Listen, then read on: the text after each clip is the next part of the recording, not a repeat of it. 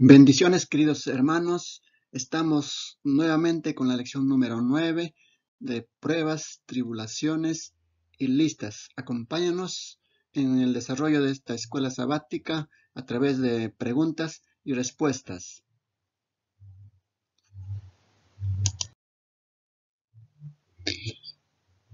En el versículo para memorizar, Nehemías 10:29, se reunieron con sus hermanos y sus principales para protestar y jurar que andarían en la ley de Dios, que fue dada por Moisés, siervo de Dios, y que guardarían y cumplirían todos los mandamientos, decretos y estatutos de Jehová nuestro Señor.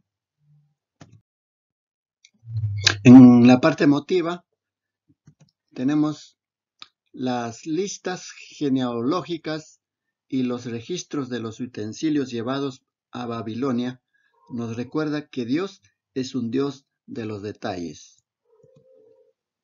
¿Cómo debe ser nuestra manera de vida sabiendo que Dios se interesa y registra cada detalle de nuestras decisiones? En la parte Explora vamos a compartir la lección en 4 temas. El primer tema titula de uso sagrado. El segundo, genealogías. Tercero, ¿dónde están los sacerdotes? El cuarto, el campo o la ciudad. De uso sagrado. ¿Qué se llevó Nabucodonosor del templo? Daniel 1:2. Y el Señor entregó en sus manos a Joacim, rey de Judá, y parte de los utensilios de la casa de Dios, y los trajo a tierra de Sinar, a la casa de su Dios, y colocó los utensilios en la casa del tesoro de su Dios. Entonces, ¿qué se llevó Nabucodonosor del templo? Los utensilios de la casa de Dios para usarlo en el servicio del templo de su Dios, Marduk. Lo hizo en 3 ocasiones. En el tercer año del reinado de Joacim, registrado en Daniel 1, versículos 1 y 2. Después, al final del reinado de Joaquín, en el año 597 a.C., está registrado en Segunda de Reyes, capítulo 24, versículo 13.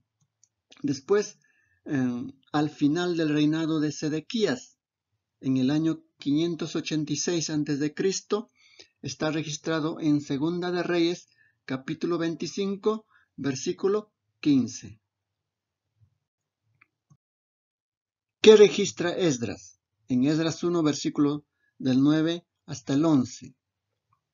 Y esta es la cuenta de ellos: 30 tazones de oro, 1000 tazones de plata, 29 cuchillos, 30 tazas de oro, otras 410 tazas de plata y otros 1000 utensilios.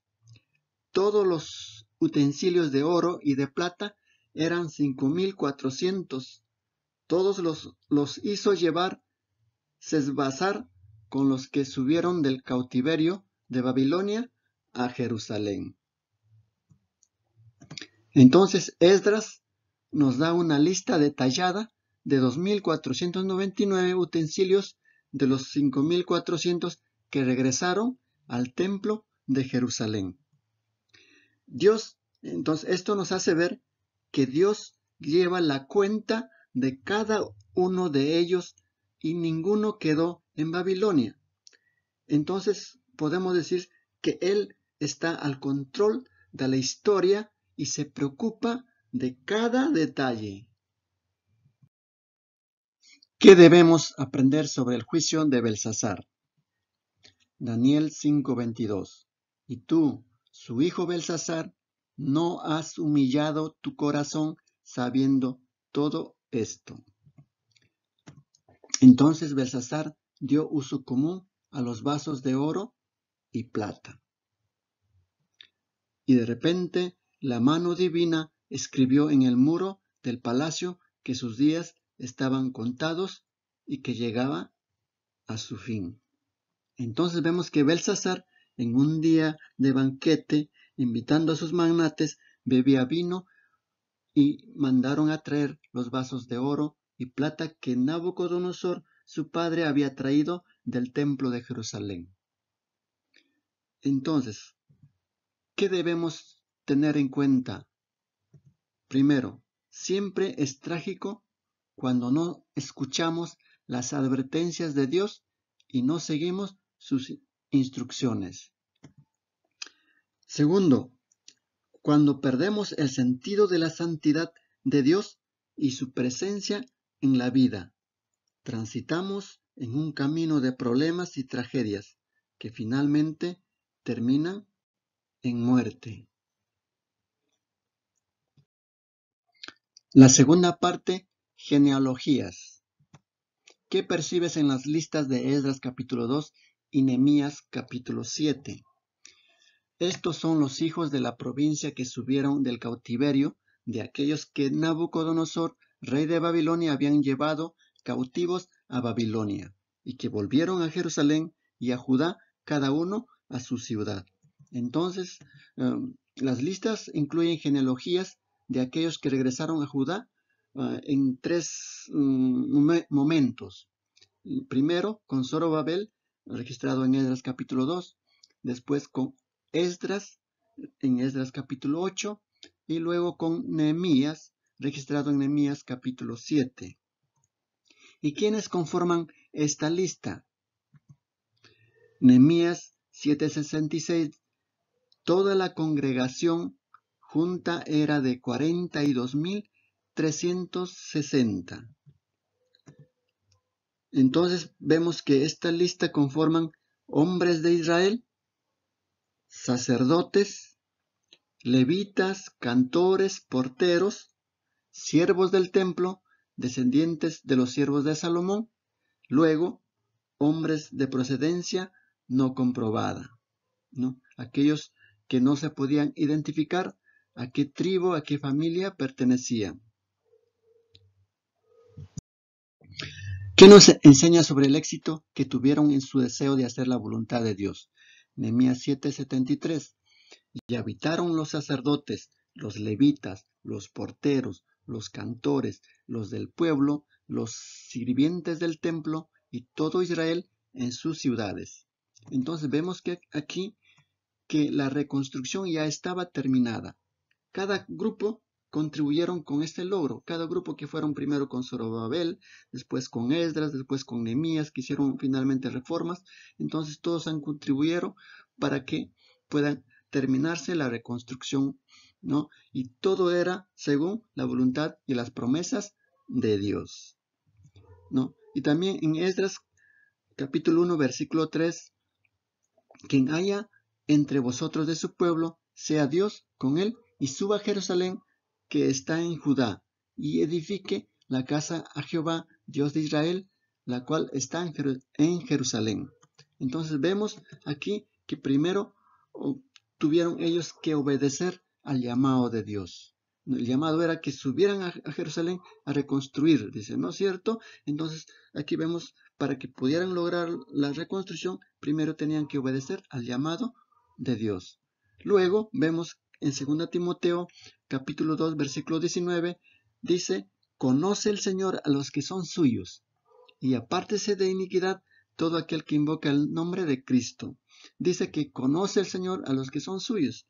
Entonces vemos que el árbol genealógico nos recuerda que Dios no se olvida de su pueblo, conoce a los que son suyos, que preserva sus familias y que cada familia tiene un papel importante en la obra de Dios. La tercera parte titula ¿Dónde están los sacerdotes? La pregunta, ¿cuál era la preocupación de Esdras? Registrada en el capítulo 8, versículo 15. Y los reuní junto al río que corre hacia Ahava, donde acampamos 3 días, y habiendo buscado entre el pueblo y los sacerdotes, no hallé ninguno de los hijos de Leví allí. Entonces vemos aquí que al hacer el recuento no estaban los hijos de Leví. ¿Por qué era importante que los levitas fueran a Jerusalén? Números 8:14. Así separarás a los levitas de entre los israelitas, y los levitas serán míos. Entonces vemos aquí que los levitas eran esenciales para ayudar a los sacerdotes en la reforma espiritual planeada por Esdras. Entonces, para el correcto funcionamiento del templo era importante, y también son los que debían enseñar al pueblo acerca de Dios. ¿Cuál era la promesa de Dios? Entonces Jehová hará volver a tus cautivos, y tendrá misericordia de ti, y volverá a recogerte de entre todos los pueblos a donde te hubiere esparcido Jehová tu Dios. Deuteronomios capítulo 30, versículo 3. Entonces vemos aquí que por su fidelidad de Dios a sus promesas, confiaron que Dios haría que el regreso del cautiverio sería con éxito, porque ellos comprobaron a través de su historia que Dios era fiel a sus promesas. Entonces, ¿cómo actuó Esdras y cómo respondieron al llamado? Esdras capítulo 8, versículo 16 y 20 registra que Esdras envió a una comitiva a Casifía para hablar con los levitas. Ido, que era el jefe de aquel lugar, envió a 38 levitas y 220 sirvientes del templo. Frente al desafío, ¿cómo respondieron? Esdras capítulo 8, versículo 21. Entonces proclamé allí, junto al río Jaba, un ayuno para que nos humilláramos delante de nuestro Dios, a fin de implorar de Él un viaje feliz para nosotros, para nuestros pequeños y para todas nuestras posesiones. Entonces ellos ayunaron y se humillaron delante de Dios. Entonces, mediante esto, estaban reconociendo su dependencia de Dios para tener éxito en su retorno, porque el camino era peligroso. La cuarta parte de la lección: el campo o la ciudad. ¿Qué ocurre en este pasaje? ¿Por qué tendrían que echar suertes para ver quién viviría en Jerusalén? Nehemías 11, versículo 1.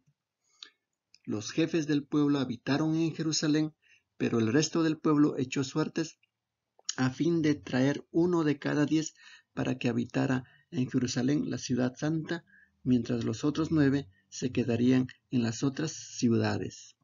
Entonces, ¿cuál era el problema? Que los muros estaban reconstruidos, la ciudad estaba reconstruida, pero se necesitaba nuevos residentes para Jerusalén. Y la mayor parte de la gente vivía en las aldeas, que quedaban afuera de la ciudad de Jerusalén. Y pocos estaban dispuestos a hacer un sacrificio de abandonar la tierra de sus ancestros. Entonces, podemos ver aquí también un ejemplo de que cuán difícil es mudarse a una nueva ciudad o país donde el evangelio necesita difundirse. La misión en las ciudades requiere buena voluntad para emprender nuevas aventuras y adversidades, porque mucha gente todavía no ha escuchado del pronto regreso de nuestro Salvador. Estamos en la última parte. Aplica. Tenemos esta pregunta: ¿por qué Dios preservó estos registros genealógicos y registros de los utensilios? ¿Y qué significan para ti hoy? Mi forma de vida contribuirá y animará para que mi iglesia sea una iglesia viva, cumpliendo la misión. Bendiciones, queridos hermanos. Esto fue la escuela sabática a través de preguntas y respuestas, y nos encontramos la próxima lección.